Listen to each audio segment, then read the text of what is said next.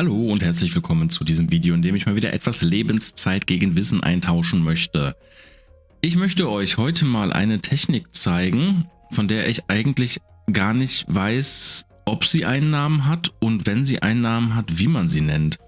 Ich grübel schon, was ich auf Thumbnail schreibe. Irgendwie sowas, same but different motive oder so. Mal schauen. Vielleicht habt ihr ja Ideen, wie man das nennen kann, oder ihr wisst sogar, wie man es offiziell nennt. Ich wüsste es jetzt nicht, keine Ahnung.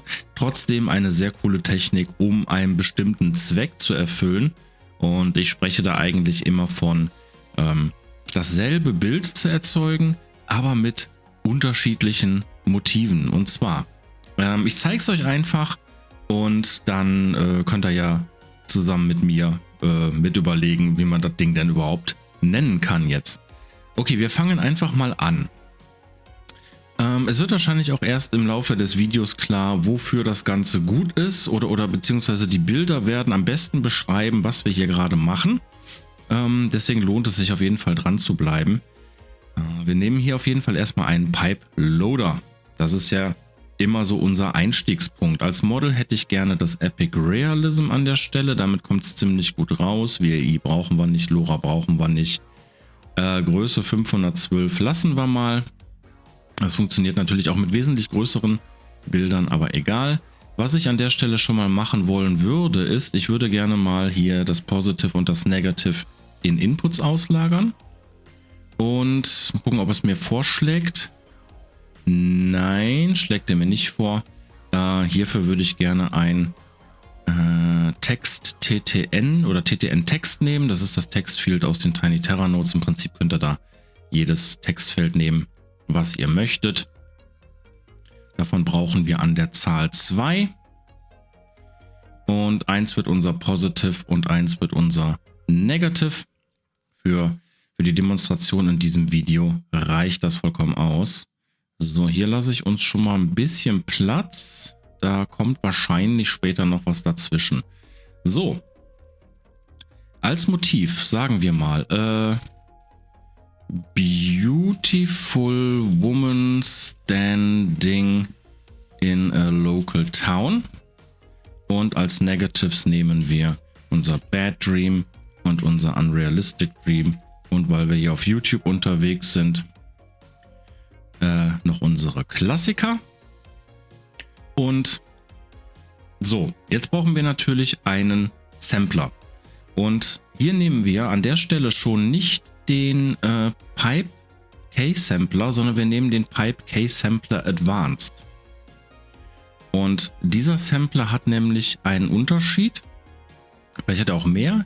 Ich deute aber jetzt mal auf einen hin. Ich stelle hier schon mal meinen Sampler und meinen Scheduler ein. So. Wir können hier nämlich sagen, wir haben 20 Steps, die wir berechnen wollen. Wir können hier aber auch angeben, ab welchem Step er starten soll und bei welchem Step er enden soll. Und das wird wichtig für dieses Tutorial. Wir verbinden die Pipe, damit läuft das schon. Und hier werde ich jetzt sagen Preview. So. Und kurz überlegen, genau, wir wollen hier. Ich werde euch das mal eben zeigen. Also wenn wir das jetzt einmal rattern lassen, wir lassen das Model schon mal laden, ist es schon sehr gut. Dann haben wir hier natürlich unsere wunderhübsche Frau in einer lokalen Ortschaft. Das kennen wir ja, das ist ja Standard. Wir können jetzt aber sagen, der Sampler soll an dieser Stelle nicht alle 20 Steps machen, sondern er soll ab Step, sagen wir mal, 5 stoppen. Und dafür müssen wir auch einstellen Return with Leftover Noise. Das müssen wir einmal einschalten. Weil wenn wir das dann jetzt machen, macht er nur die ersten 5 Steps und wir kriegen dieses Ergebnis raus. Das ist übrigens diese Noise, dieses Rauschen, aufgrund dessen diese Bilder generiert werden. Also so sieht ein Bild aus, während es generiert wird. Und mit jedem Step wird dieses Rauschen hier verfeinert. Also bis das am Ende das gültige Bild rauskommt. Okay. Jetzt denkt ihr natürlich, okay, was soll denn das jetzt? Das ist ja nicht meine wunderschöne Frau mehr. Da habt ihr auch vollkommen recht. Ihr könnt jetzt aber einen zweiten Sampler nehmen. Auch aus den Tiny Terra Nodes und einen Sampler Advanced. Diese Advanced Sampler gibt es übrigens in fast jeder Node Suite auch noch mit dabei. Also unter den Samplern ist eigentlich auch immer ein Advanced Sampler, der das mit diesen Steps beherrscht hier. Und das geht auch mit anderen. Dafür braucht ihr nicht zwangsläufig die Tiny Terra Nodes. Aber ich finde immer noch mit den Tiny Terra Nodes ist es am aufgeräumtesten. Übrigens werden wir im Laufe des Videos wahrscheinlich eine wüste Mischung von Custom Nodes sehen. Achtet dann immer, wenn ihr mal Pause drückt oder so oder mal gucken wollt, was hat der Typ da gerade eingebaut. Hier oben sind die Batches. Hier seht ihr, welche Node Collection die jeweilige Node zur Verfügung stellt. Und unten im Video sind auch alle Node Collections verlinkt, die ich bei mir installiert habe. Also damit solltet ihr das nachbauen können. Den Workflow werde ich natürlich auch wieder hochladen, aber das geht dann. Oder der ComfUI Manager wird euch auch sagen, welche Node Collections ihr nachinstallieren wollt oder sollt, wenn ihr diesen Workflow ladet. So, back to the topic. Wir haben ja gesagt, er soll jetzt ab Step 5 stoppen.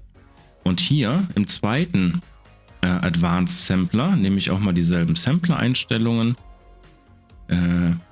weil dieser Sampler erzeugt ja dieses Noise hier. Das funktioniert auch mit anderen Samplern. Wir bleiben aber jetzt mal konsistent zwischen den Samplern selber. Und hier sagen wir wollen ab Step 5 starten.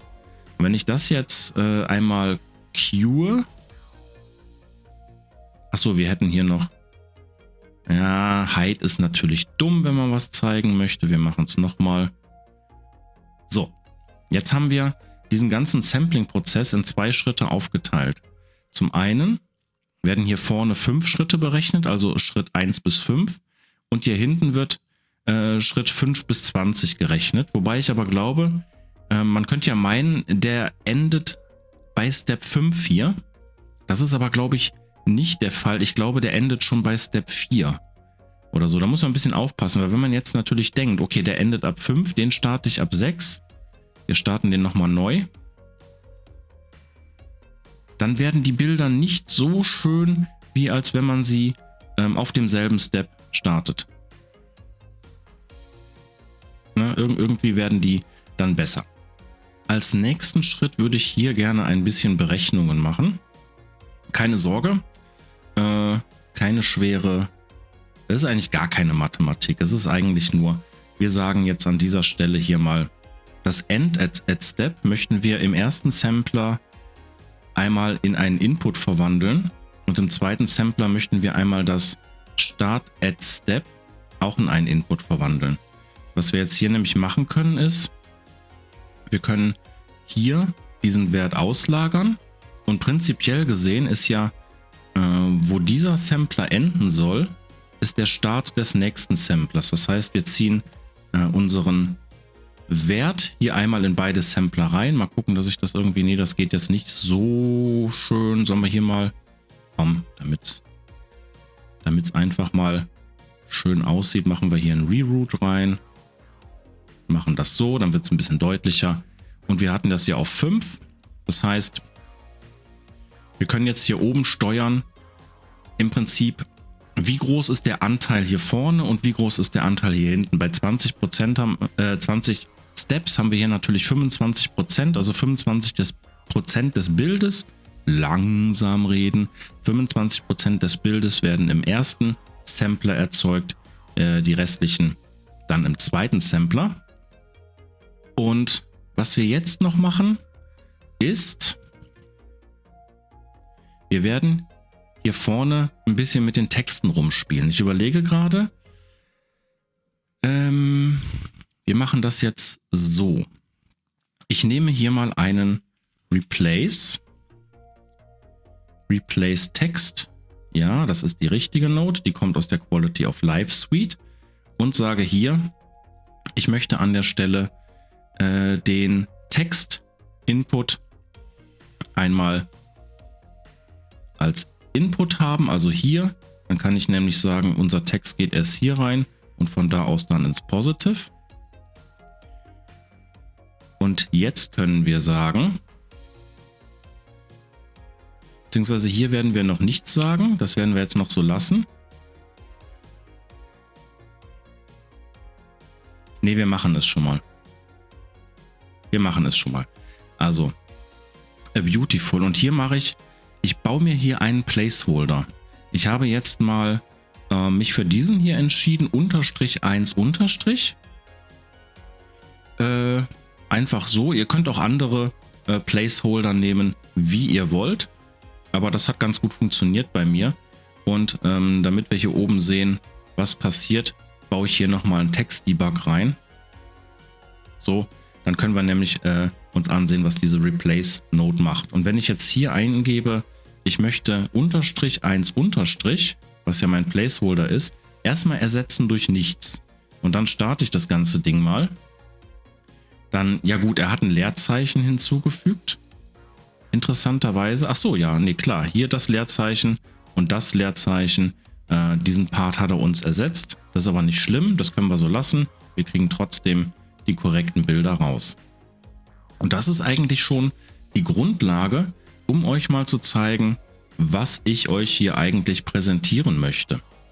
Was wir jetzt nämlich brauchen, ist, wir brauchen nochmal so ein Sampler-Setup hier. Nein, das stimmt nicht. Wir brauchen eigentlich nur einen Advanced Sampler nochmal. Jetzt muss ich mich ein bisschen konzentrieren. Wir können die Pipe von hier oben nehmen. Das passt schon.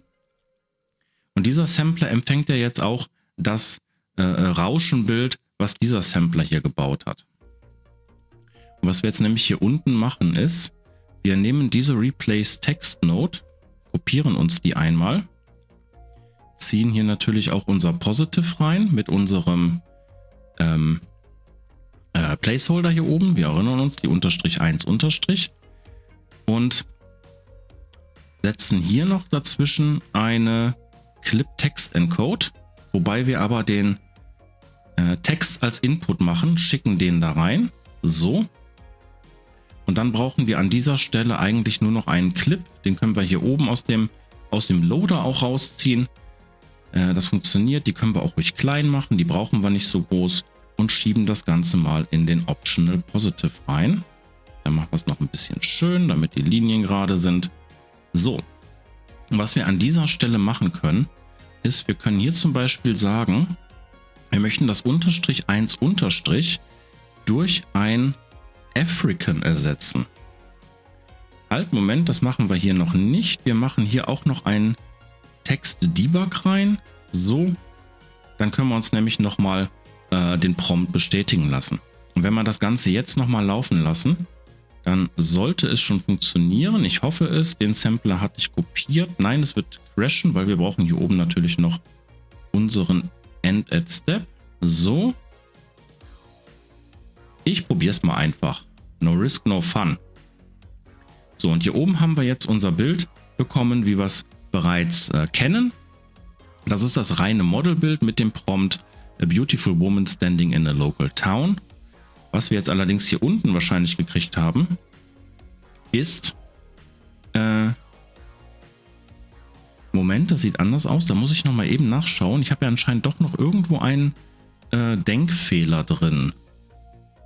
Ich habe jetzt nochmal geguckt, es ist kein Denkfehler drin. Es liegt woanders. Also ich hatte einen Denkfehler in der Annahme, ich hätte einen Denkfehler. Was wir hier nämlich sehen können, ich habe einfach nochmal auf Start gedrückt. Und zwar, wir haben jetzt im Prinzip mehr oder weniger ein ähnliches Bild gekriegt. Wir gucken uns mal den Prompt an, der hier unten entstanden ist durch dieses Replace. Wir haben jetzt nämlich a Beautiful African Woman Standing in a Local Town. Und das passt schon. Das passt schon. Was wir nämlich machen sollten ist, ich habe jetzt eben mal extra, damit wir hier unten die Noise besser sehen können, unsere Steps. Wir haben ja gesagt, der erste Sampler soll nur bis Step 5 rendern. Die habe ich extra niedrig gewählt, weil ich denke, es wird jetzt gleich deutlich besserer zu erkennen sein.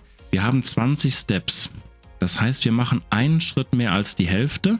Damit könnt ihr übrigens rumspielen, deswegen habe ich das auch ausgelagert, damit die Sampler hier sich synchronisieren. Und wenn wir das Ganze jetzt nochmal laufen lassen, dann sehen wir hier an der Stelle schon, dass das Bild deutlich fortgeschrittener ist. Und hier haben wir unsere Frau. Hier unten haben wir auch unsere afrikanische Frau bekommen. Und jetzt sehen wir aber, ich kann die beiden einmal aufmachen. dass es im Prinzip wirklich sehr, sehr ähnlich ist. Und je mehr Steps ihr natürlich hier vorne sagt, soll der erste Sampler schon erzeugen, umso ähnlicher werden die. So, das ist das. Und im Prinzip könnt ihr jetzt hingehen, ihr markiert einmal hier unten die Dinger, sagt Steuerung C, Steuerung V, schiebt euch die hier wieder so zurecht, verbindet dann wieder die entsprechenden Dinge miteinander. Wir brauchen hier den Clip und wir brauchen hier hinten unseren Startwert. Nichts vergessen, doch die Pipe, wir brauchen unsere Pipe. Und hier unten können wir jetzt zum Beispiel sagen, das ist jetzt nicht African, sondern das ist jetzt Indian. So, und dann starten wir das Ganze nochmal.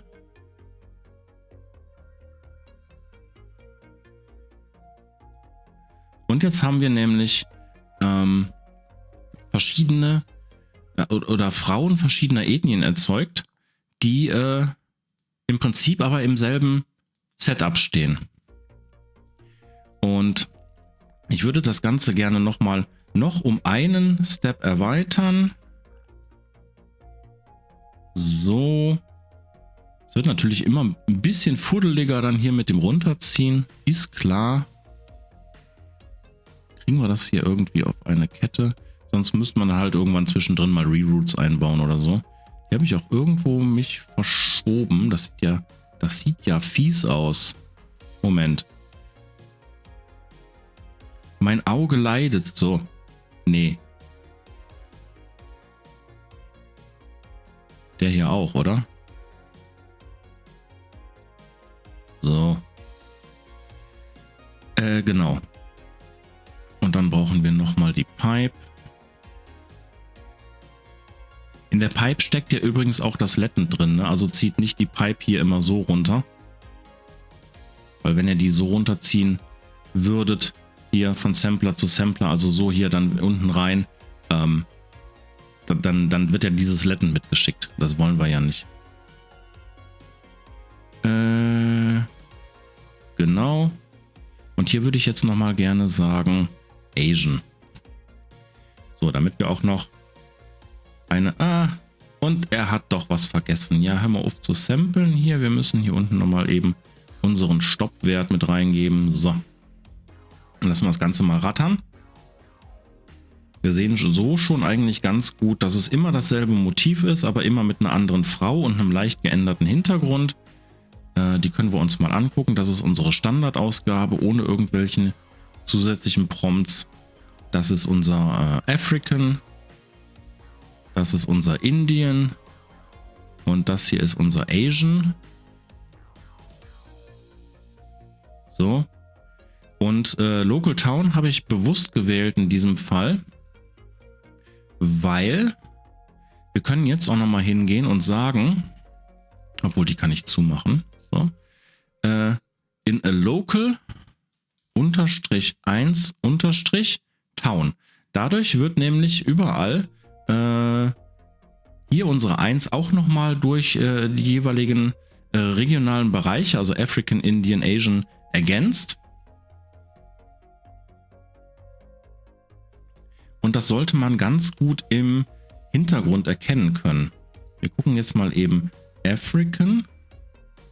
Ist er schon durch? Er ist schon durch. Sehr schön. Das geht ja ratzfatz.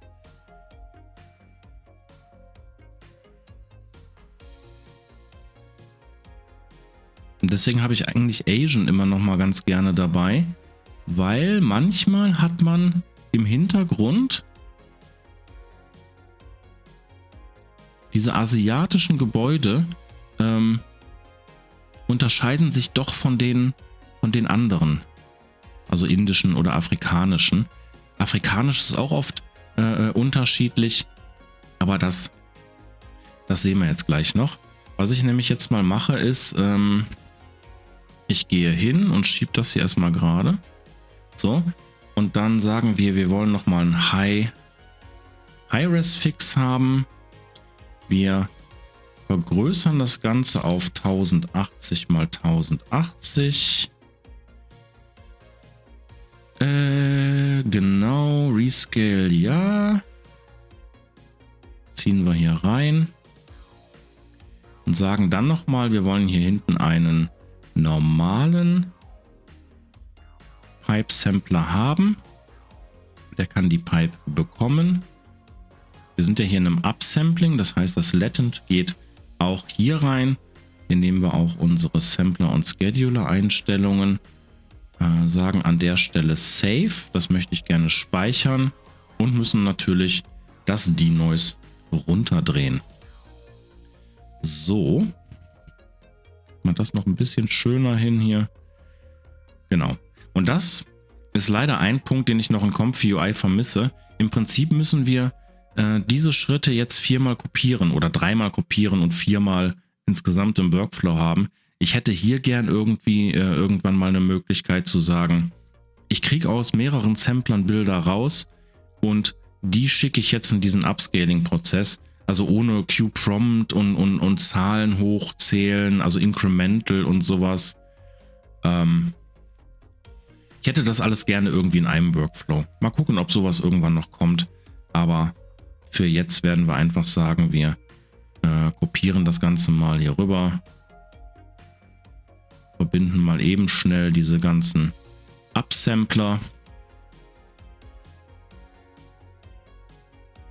Ich meine, ja, es ist jetzt ein paar Sekunden Aufwand. Das ist jetzt auch nicht so schlimm, aber na, ihr wisst vielleicht, was ich meine. Es wäre ganz schön, die Möglichkeit zu haben. Oder es gibt diese Möglichkeit doch irgendwie. Ich habe bisher noch nichts gefunden. Aber naja. So, gut. Und jetzt lasse ich das Ganze mal laufen. Und da ist es. Ich werd hier immer cutten müssen. Das dauert schon so ein bisschen. Und wir wollen ja nicht, oder ihr wollt bestimmt nicht noch in einem Video auf ladende oder rechnende Sampler schauen. Das macht ihr bestimmt zu Hause schon zu Genüge. Okay, das habe ich gesehen, das war schief, sorry. Da musste ich nochmal ran. Wir gucken uns jetzt mal die abgescalten Varianten an. Hier haben wir unseren Standard. Hier haben wir African. Hier haben wir Indian. Und hier haben wir Asian. Und hier sieht man es schon ganz gut, ne? Die Hintergründe, obwohl sie im Prinzip immer ähnlich und fast gleich sind, ändern sie sich jetzt doch kulturbedingt, sag ich mal. Also hier sehen wir wirklich typische asiatische Gebäude. Das ist so eine indische Gegend hier wirklich, auch mit indischen Passanten hinten auf der Straße. Afrikanisch sieht auch, der Stil ist schon afrikanisch. Deswegen habe ich auch Local Town gesagt, weil bei Big City oder sowas sieht man die Unterschiede nicht so deutlich wie jetzt so ein Dorf, kleine Ortschaft etc. Und das ist unser Standardbild. Hier hat er irgendwas. Was könnte das sein? Französisch? Italienisch? Keine Ahnung. Gut. Das ist die Technik, um das zu bauen. Und jetzt sage ich euch noch mal, hier oben im ersten Prompt solltet ihr es auf jeden Fall eure Placeholder leer machen.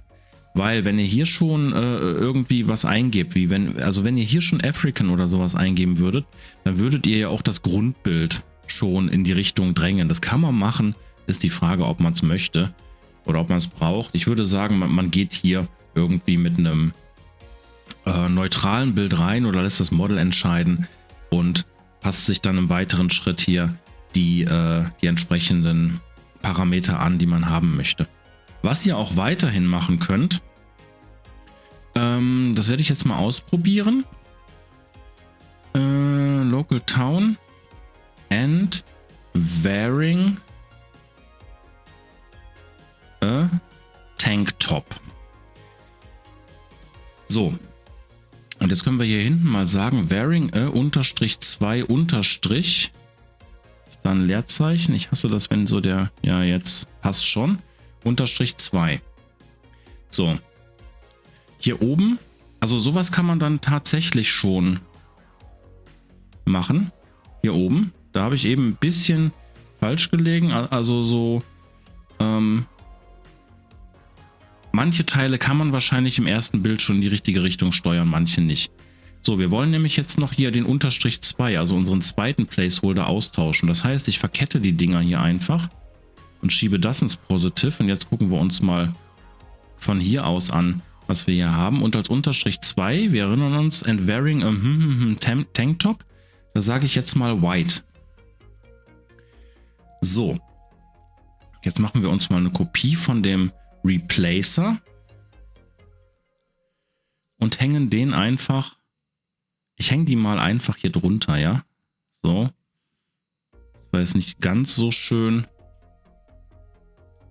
hängen die da rein und sagen jetzt hier red, dann machen wir das hier unten auch.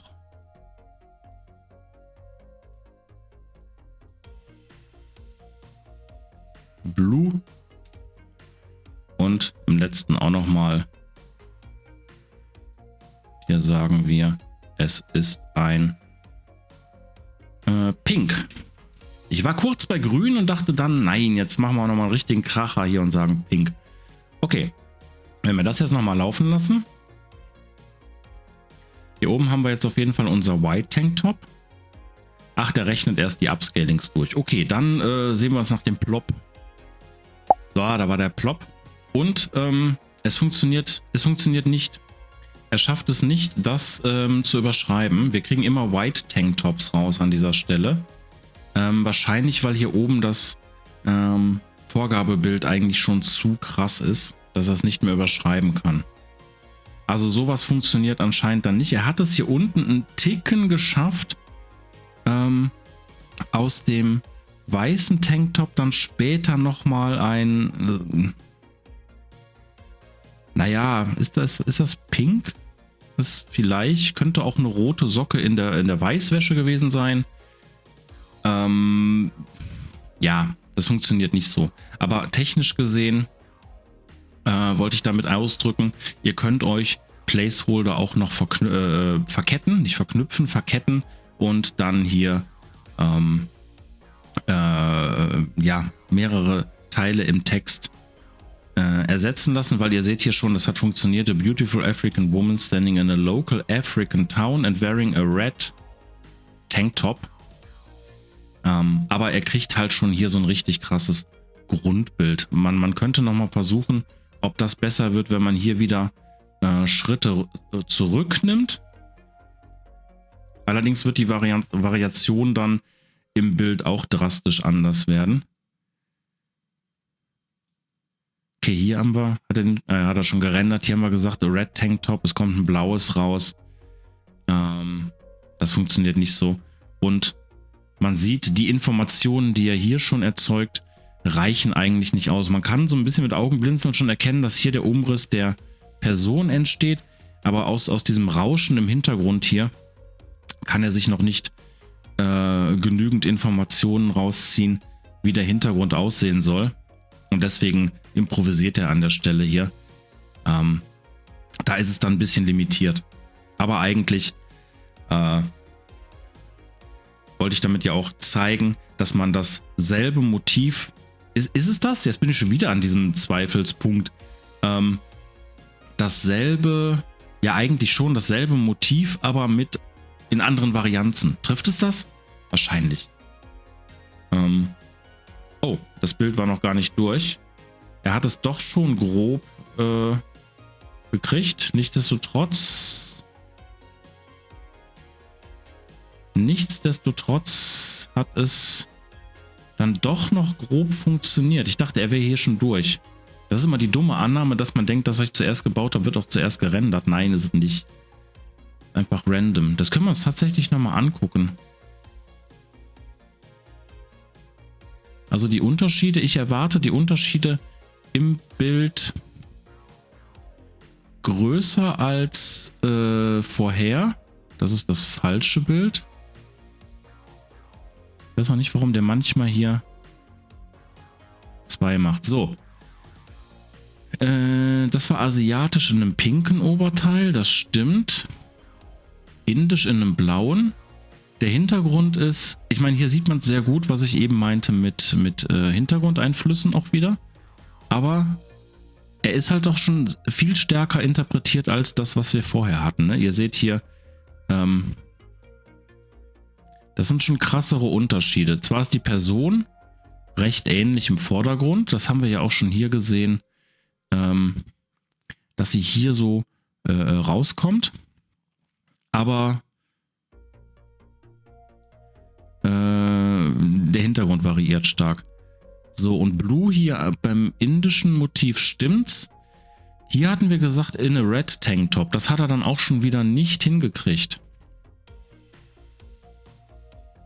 Und ja gut, White war unser Ursprungsbild. Also es funktioniert halt doch grob, aber wir müssen hier oben auf die Schritte achten. Was allerdings nicht funktioniert, und deswegen, warte mal, ich baue das nochmal eben zurück. So, wir nehmen den zweiten nochmal weg. Die Nodes verbinden sich selber, das ist immer sehr angenehm. Und wir arbeiten nochmal am Prompt. So, das schmeißen wir wieder raus, dass wir nur unseren 1er-Ersetzer haben hier. Das funktionierte jetzt gerade, weil wir natürlich Menschen erstellen. Also Bilder von Menschen. Und was nicht funktioniert und nicht sehr gut ist, wenn wir jetzt zum Beispiel hier sagen, Moment, ich speichere mir mal diesen Prompt raus, damit ich den einfach hier wieder dran klemmen kann später, um euch den Workflow zu geben. Ich will das nicht speichern. Wenn wir das jetzt mal so machen, _1 sitting in a local town, und wir sagen an der Stelle jetzt mal _1, das sind jetzt keine Ethnien, sondern wir geben hier oben mal Doc ein. So, und hier weiter unten sagen wir wollen hier eine Cat haben. Noch weiter unten sagen wir wollen hier eine Turtle haben. Und zum Schluss wollen wir hier unten auch noch einen Papagei haben. So, und wenn ich das jetzt mal starte, wir haben hier oben noch ein Sample mir mal bis 11. Ich mache es zum Testen sogar mal ein Stück runter auf 6. Auch hier haben wir schon gesehen, dass, oder man sieht hier schon deutlich, da müsst ihr, glaube ich, ein bisschen weiter weg vom Monitor gehen. Dann seht ihr, dass hier schon der Hund erscheint. Und wir haben einen Hund gekriegt. Das ist auch richtig, Doc. Jetzt warten wir mal eben auf die anderen Sampler ab. Ich erwarte da haarsträubende Ergebnisse. Katze funktioniert auch noch bedingt. Die hat aber schon so einen komischen Touch irgendwie.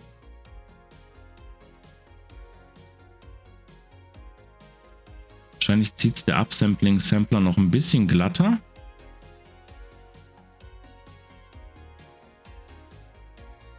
Es ist die Pfoten und naja. Okay. Das funktioniert auch noch. Grob. Allerdings sehe ich hier schon, dass sich der Hintergrund natürlich krass unterscheidet. Also im Prinzip haben wir davon keinen wirklichen Benefit. Das funktioniert, ja. Also bedingt, aber da kann man auch die Bilder selber erstellen, wenn man sowieso denselben Hintergrund hat. Wenn wir jetzt aber allerdings sagen, wir wollen das Motiv möglichst nah am Ursprungsmotiv haben und wir nehmen jetzt die 11. Ich mache nochmal einen Q-Prompt. Dann sehen wir hier schon deutlicher, sehr stark, also die Details. Da kann man ja nochmal gucken, der Hintergrund ist auch gut, sodass man ihn in diesem Rauschen noch erkennen kann. Wir haben hier eine Straße, hier stehen Autos, hier sind Häuser, ein Baum erkenne ich. Ich nehme an, hier sind auch Häuser. Und, ach, jetzt rendert der wieder da unten irgendwo wie wild rum. Ja, und dann passiert nämlich das, was ich erwartet habe. Dann ist diese Vorlage schon zu sehr Hund, als dass man Katze draus machen könnte. Und man muss ihm zugestehen, er hat sich Mühe gegeben. Hier hinten sehen wir schon den Hintergrund, wie ich sagte, mit den Häusern und den Autos. Und hier ist der Baum und so. Ja, die Schildkröte, die möchte bitte erschossen werden, glaube ich. Ich nehme an, sie leidet stark. Ah. Und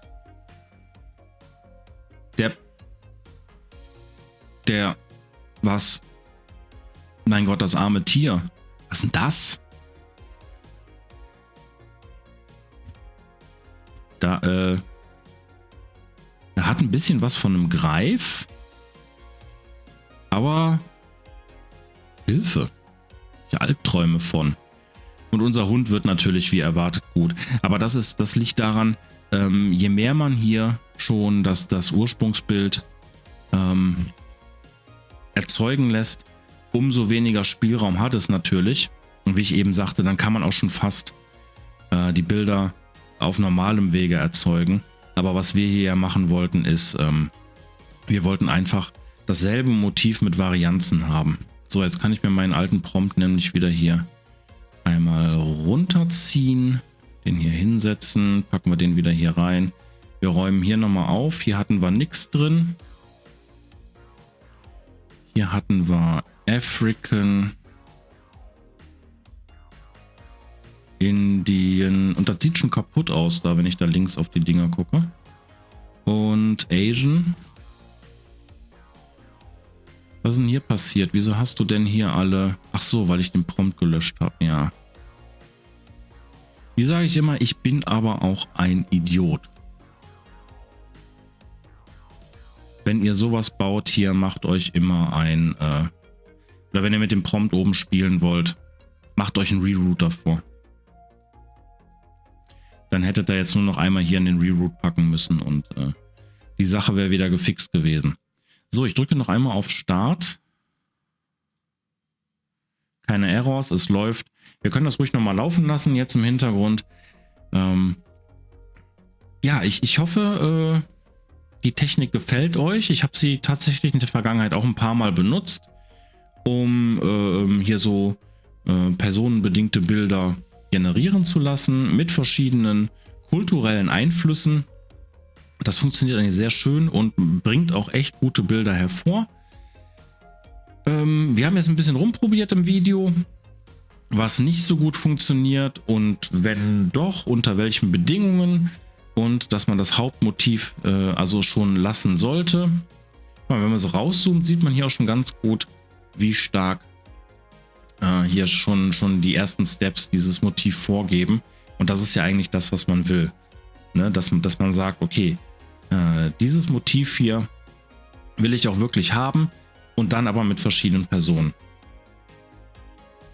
Wir können uns jetzt gleich nochmal die Ergebnisse hier angucken. Er ist jetzt gleich fertig und dann könnt ihr gerne selber rumprobieren. Es müsste übrigens auch möglich sein, diese Ketten hier vorne zu erweitern mit dem Multi-Area Conditioning, um breitere Bilder zu erzeugen, beziehungsweise das ist möglich, das habe ich damals gemacht. Das wollte ich aber in dem Video hier jetzt nicht anreißen oder nicht zeigen. Angerissen habe ich es ja jetzt, weil das ist dann, da muss man schon ein bisschen mehr bauen dann mit dem hier Conditioning und sowas. Das ist jetzt so die Grundtechnik an dieser Stelle. Im Prinzip könnt ihr hier vorne die Dinger noch kopieren, also erweitern, nicht kopieren, weil ihr nehmt ja nur hier die Textprompts raus und den Rest kriegt ihr ja eigentlich hier oben aus dem Sampler, der nur bis zu einem gewissen Grad alles vorberechnet. So, wir schauen uns nochmal die Bilder an. Das ist unser Standardbild. Dann haben wir einmal African. Dann haben wir einmal Indien. Und dann haben wir einmal Asian. Und jetzt gehen wir nochmal zurück. Von Asian auf Indien. Ja, selbe Motiv, aber kulturell komplett anders, wobei aber hier alles gleich geblieben ist. Also nicht gleich, aber ne, vom Sinngemäß her gleich. Häuser, Autos, Straße, Baum, Himmel ist hier genauso, nur komplett woanders auf der Welt. Ich finde das immer wieder cool. Ja, auch schön. Die indische Straße mit diesen ganz vielen Schildern und sowas. Und dann kommt man hier so in den afrikanischen Bereich. Man hat so Strohdächer. Die Vegetation passt sich übrigens auch an, wenn ihr da mal ein bisschen rumspielt und rumexperimentiert mit.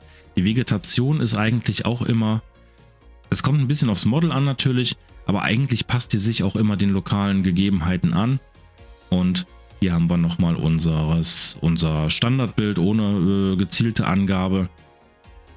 Ich weiß wirklich nicht, was es sein könnte. Es könnte es Frankreich sein? Europa? Ich weiß es nicht. Gut, dann speichere ich euch jetzt diesen Workflow hier weg. Könnt ihr euch dann runterladen. Link ist unten in der Beschreibung. Und dann wünsche ich euch viel Spaß beim selber experimentieren und beim Erweitern. Wie gesagt, hier vorne vielleicht Multi-Area Conditionings noch mit reinnehmen, um Landscape-Bilder zu erzeugen. Hier hinten den Upscaler-Bereich muss man leider kopieren, aber hier seid ihr ja auch frei. Im Prinzip geht es hier um den Schritt von hier nach da. Also, habt viel Spaß beim Experimentieren. Wir sehen uns im nächsten Video. Macht es gut. Tschüss.